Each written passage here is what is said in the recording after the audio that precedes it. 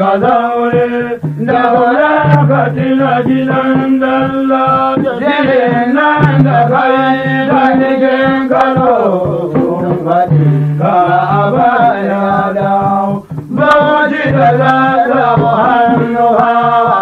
ilori na can suna mamaki sarki mai aikin kasar da taro kora yana an kai shi san kano shi ka dauko girma cikin kano shi ka dauko girma da ke da zaune da mu maka gajeren gidan da ba mu ruwa ko ina allo Kaduna taron ga yayi ba wani rakumi da kayan kawa ga alfadari dokin gabas ya hau doki ya yi kamar hawa na yi kama alo mai tango sun sani bello na yadda kurin ka ya yi kawo duniya da la'im da buna hannu ne kurin ka ya yi kawo duniya da la'im da buna hannu ne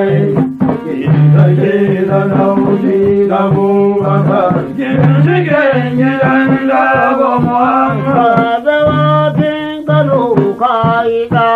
ya yi da rikon amana Allah zawatin Kano ya yi da rikon amana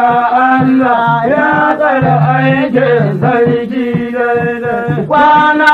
20 ya yi Kaduna yana shirya ‘yan dawaki zai kyau kowa ya san wurin matsayi na yaso ake so a zo kallo hawan Kano ba a wasu halki ‘yan lida da ‘yan sulke bayan Kano babu mai tsoro sarkin dogarai da ya da mara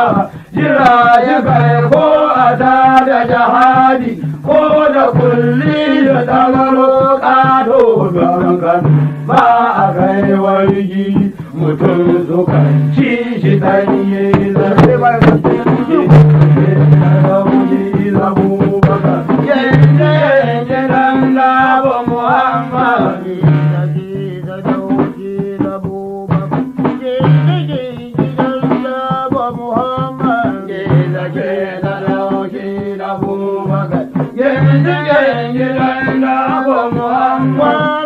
tara dawowa Kaduna an yi taro Kano mai kallo kwana tara dawowa Kaduna an yi taro Kano mun kallo ran talata hawa na ɗaya hakimai hada kartai sun zo dokin da aka nodiya gam nan wajen 12 rana mota da aka noda dawo sun biyo na a kofar kudu kowace kawata ta fi daban-ban hada wasu masu dodanni hada dokin da babu kafafu sun wuce do ana mamaki don Kano ba a wasu lalle sai mata a wasu lalle da ke ka dauki na bubaka gidan labon rauniya ya jabai ta taho sarki ingila ta zo Kano rauniya ya jabai ta taho sarki ingila ta zo Kano an gyara da birgan kyau wangarabi da yan sauka wangarabi da yan sanda sa shigo nan gidan sarki zamani na Muhammadu Sallo ta yaba ko ina nake uwa ta taho sun gaisa sun yi zance na girma ta ce ayali na kusai madi sha'aibu na gyara tarkoki